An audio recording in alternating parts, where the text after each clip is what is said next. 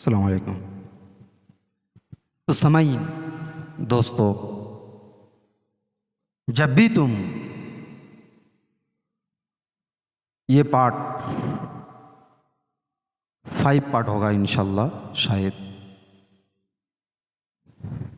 इस टाइम को तुम वेस्ट मत करो।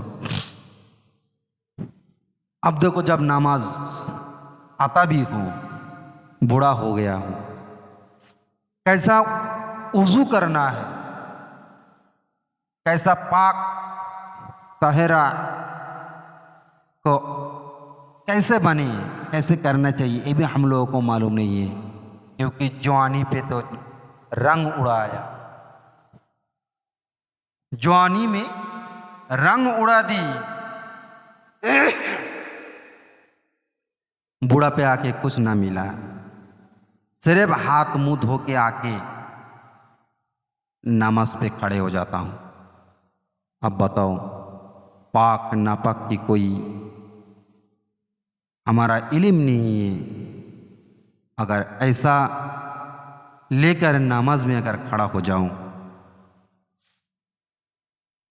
दिल में हाथ रखकर ये कहो, ये नमाज कभी अपनाएगा? कभी अपनाएगा नहीं। जिंदगी में नमाज के बारे में अगर बोलता रहूं तो इतना सारा बात आ जाएगा, हर तरफ की, हर अमल की अच्छाई बुराई सब निकल आएगा। अच्छाई को पकड़ लो और जितना बुराई को सब कुछ छोड़ के मस्जिद के अंदर आओ। दुनिया में पैसा पाने के लिए, जायदाद पाने के लिए, ये सब पाने के लिए तुम्हारा कीमत है इस दुनिया में। जब तुम आंखें तुम्हारा बंद हो जाएगा तब तुम्हारा इसका कोई कीमत नहीं है। तुम्हारा ये बेटा भी इस भाग बंटवारा के लिए मारा मारा फिरता रहेगा, तुम्हारा कोई पहचानेगा भी नहीं, तुम्हारा नाम कोई नहीं याद करने वाला। उस टाइम आ जाएगा। जब भी तुम नमाज पढ़ने आओ, साफ दिल लेके आओ। कौन सा दिल? ओई रब ने जब तुमको दिल दिया था एकदम बिल्कुल सफेद वाला, वो दिल लेके तुम मेरे पास आओ। ऐसा दिल मत लेके आओ तो दिल के अंदर हरामी की गंदगी, चुगलखोरी की गंदगी, रिश्वतखोर की गंदगी, मारपीट करने का गंदगी, जिना करने का गंदगी, गलिया की गंदगी, ये सब सड़ा हुआ गलीज पलीत सामान तुम्हारा दिल के अंदर भर के तुम नमाज में अगर खड़ा हो तो याद रखो, नमाज तुमको कभी एक्सेप्ट नहीं करेगा। ये तुम्हारा दिल में हाथ रखकर यही देखो, नमाज में खड़ा हो, जब भी खड़ा होगा अल्लाहु अकबर कह के तहरीमत जब तुम बांध लोगे तब तुम्हारा कोई रब की तरफ तुम्हारा कोई ध्यान नहीं रहेगा। अल्हम्दुलिल्लाहि रब्बिल आलमीन, सुब्हानक अल्लाहुम्मा व बिहम्दिका व तबारक अस्मुका व तआला जद्दुका व ला इलाहा गैरुका। गैर के सामने जो मैंने तुमने खड़ा होगा, फिर सूरा फातिहा तिलावत करे, सो अल्हम्दुलिल्लाहि रब्बिल आलमीन, हमारा रब सब कुछ का प्रशंसा करने वाला, सबकी तारीफ करने वाला मैं ही एक ही मालिक हूँ। अर्रहमानिर रहीम, हम तुम्हारा रहम है, रहमान है, प्रशंसा करनी है तो मेरे को करो, मैं तुम्हारा रब हूँ। ये सब जब तुम्हारा दिल में आएगा, क़यामत के दिन, यौमुद्दीन, यौमुल हशर, यौमुल क़याम, उस दिन का भी मालिक मैं हूं। जब पढ़ो तब याद करो, जिस दिन तुम्हारा ये दिल में गाड़ जाए, तब तुमको पता चलेगा नमाज क्या चीज है। नमाज, सलात तुमको कितना मोहब्बत करता है, सलात से तुमको कितना मोहब्बत है। अगर इसका उल्टा अगर हो गया, नमाज में तुम खड़े हो, तुम्हारा दिमाग से वही गंदगी बाहर नहीं निकलता, वही गलीज, नापाक, हराम चीज तुम्हारा दिमाग में आके घूम रहा है। जब नमाज खड़े हो गया तब भी तुम्हारा वही दिमाग में वही चल रहा है। इसका मतलब हम पाक नहीं है। हमारा जो शरीर है ये हमारा शरीर पाक नहीं है, नापाक ही है। पहले इसको पाक करना चाहिए, पहले पाक को हासिल करो, फिर तो नापाक जब दूर हो जाएगा, पाक लेके जब तहरा लेके जब नमाज की जगह पे जब तुम खड़े हो गए, तहरीमा जब तुम बांधोगे, अल्लाहु अकबर कह के काबा शरीफ, अल्लाहु अकबर, काबा का शरीक करके जब तुम तहरीमा बांधोगे, तब तुमको नमाज तुमको बुलाएगा। और एक बात,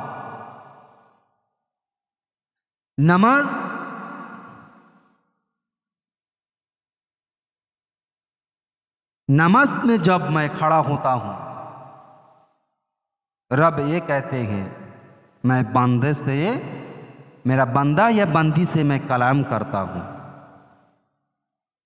यही तो सबसे बड़ा पॉइंट है, यही तो सबसे बड़ा अफसोस है, और यही जिंदगी का सबसे बड़ा लॉस हो गया है। क्योंकि जो दिल रब ने दिया था वो दिल लेके आके रब के सामने खड़ा नहीं हो पाया, इसीलिए रब को हम लोग देख नहीं पाते हैं। हम सब लोग रब का नहीं हो पाया, तो रब हम लोग का कैसे हो पाएगा? कथा ये संभव नहीं है, ये हो नहीं सकता। ये दुनिया के रिवाज के हिसाब से अगर तुम देखो, अगर तुम किसी को मोहब्बत करता है वो भी तुमसे मोहब्बत करेगा, एकदम बिल्कुल आसान तरीका है। अपना परिवार में भी देखो, किसी को मोहब्बत करो तुम, वो भी तुमसे मोहब्बत करे, किसी को नफरत करो वो भी तुमसे नफरत करेगा, किसी को गाली दो वो तुमको भी गाली देगा। फेस टू फेस एकदम 1 to 1 तुमको ये जवाब मिलेगा इंशाल्लाह। देखना दुनिया की एतबार से ये तुमसे होगा ही। तो रब का भी ऐसा ही है, लेकिन रब गाली नहीं देता है, रब उसी से सब कुछ से पाक है। ये सब कुछ से रब पाक है, रब माफ करने वाला है, गुनाह को माफ करने वाला है रब। तो रब को पास जब भी मैं आऊँ, रब को पहले रब को मोहब्बत करना चाहिए, रब को खुश करना चाहिए। रब को खुश करने के बाद फिर भी रब के सामने आके खड़ा हूँ, रब भी खुश हो जाएगा। और एक दिल के अंदर, इस बदन में सारे गंदगी लेके अगर मैं नमाज में खड़ा हुआ, रब को बुलाऊं, रब क्या सुनेगा? कतई रब नहीं सुनेगा, कभी नहीं सुनेगा रब। एक बात याद रखो, कभी नहीं सुनने वाला ये रब, क्योंकि बुलाने का तरीका कुछ है जो हम लोग कभी इस्तेमाल करते ही नहीं है। तो मेरे दोस्तों, जिंदगी में कभी अगर रब को पाना है तो रब को काम करना चाहिए। वो जो रब ने दिल भेजा था वही दिल लेके कब्र में जाने का था, वही दिल लेके तुम नमाज में भी खड़े हो जाओ। नमाज में इतना मज़ा आएगा, इतना मज़ा आएगा, इतना मज़ा आएगा। याद रखना, कई टाइम अगर तुम सिर्फ नमाज ही नमाज सोचता रहोगे और कुछ नहीं, दुनिया का कोई लालच तुम्हारे अंदर तब तुम काम नहीं करेगा। दुनिया ये सब कुछ कचड़ा की बराबर तुमको दिखेगा, ये सब कचड़ा है। अगर तुम दिल को साफ कर लिया तो इस दुनिया को तुम्हारा नज़र में सिर्फ कासड़ा दिखेगा। ये करने का भी कोई और ऐसा बहुत सारा चैलेंज है।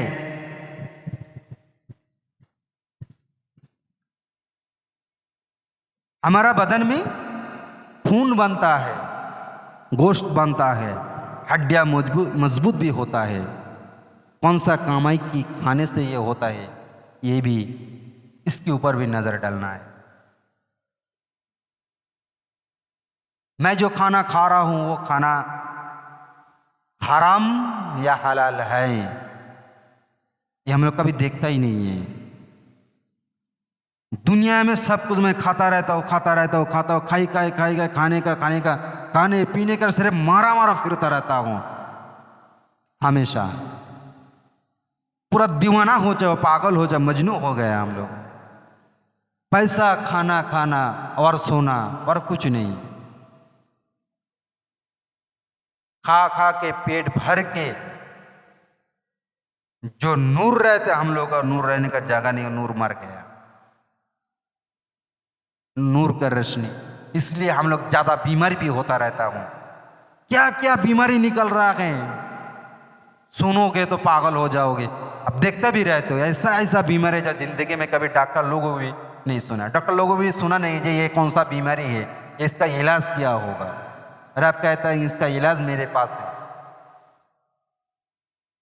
इसका इलाज, जो इलाज दुनिया के पास नहीं है वो इलाज मेरे पास है। कभी मानना भी तो चाहिए।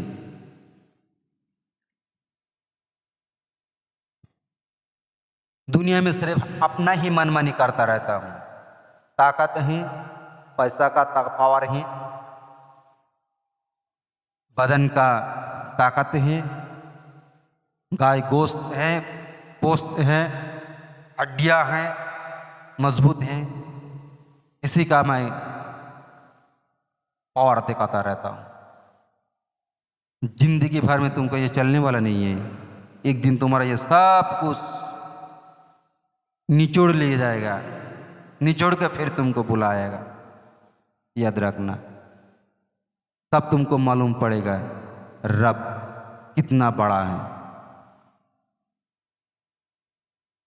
दोस्तों, नमाज जब हम लोग पढ़ेंगे, नमाज जो लोग पढ़े थे वो पहले उन लोगों को देखो। एक उजू बनाया था, ऐसा बहुत सारा इमाम है। इमाम हम्बल, इमाम मालिक, इमाम शाफी, इमाम आजम अबू हनीफा रहमतुल्लाह अलैहि, ये सब बड़े बड़े आलिम, बड़े बड़े मुहद्दिस ने, फुका ने एक एक उजू से कई साल, 60 साल 70 साल तक फजर की नमाज अदा कर दी है। इसका मतलब एक बार, ऐसा बहुत लोग समझता है एक बार वजू कर लिया जिंदगी भर और वजू ही नहीं किया। ऐसा नहीं है। ईशा की वजू में, समझ लो पहले, ईशा की वजू में एक बार ईशा की नमाज के लिए वजू बनाया, उसी वजू से ईशा की नमाज अदा किया और फर्ज की नमाज अदा करके बाहर निकला। फजर की नमाज की अदा करने के बाद बाहर निकला।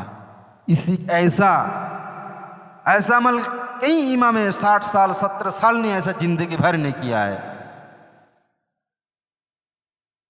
अब बताओ, उन लोगों की नमाज और हम लोगों की जो नमाज, हम लोग जो सलात पढ़ते हैं, उन लोगों जो सलात हैं, उन लोगों से हम लोगों को शिक्षा लेना चाहिए। कैसे उन लोग नमाज पढ़ा था, उन लोगों से हम लोगों को नमाज सीखना चाहिए। जैसा उन लोग नमाज पढ़ा था, उन लोग जैसे खाया था, उन लोग जैसे पिया था, वो कैसे बात कर रहा था, कैसे इंसान से बात करता है, इंसान से कैसे मुलाकात करते हैं, कौन सा लहजा, कौन सा लफ्जों से बात करता है, ये सब तौर तरीके हम लोग उन लोगों से सीखना चाहिए। किसी आलिम, हक्कनी आलिम के ऊपर जाओ, जाके देखो उसका चलने फिरने उठने बैठने का सब कुछ ढंग देखो, उसी से मिलो, उसी से जाके देखो, सीखो, फिर नमाज में आओ। ऐसा करते करते करते करते अपने अंदर जो घमंड है, अपने अंदर जो बड़प्पन है, जो हम है, जो मैं हूँ, मैं जो करता रहा, तो इस मैं को, इस हम को मिटाना चाहिए। बिल्कुल मिटा के एकदम धूल के साथ मिला देना चाहिए, मिट्टी के साथ मिला दो, तब जाके तुमको मिलेगा असली रंग, नमाज की असली रंग मिलेगा, असली सुख मिलेगा। मेरे दोस्तों, कभी भी बड़े बड़े इमाम गौसुल आजम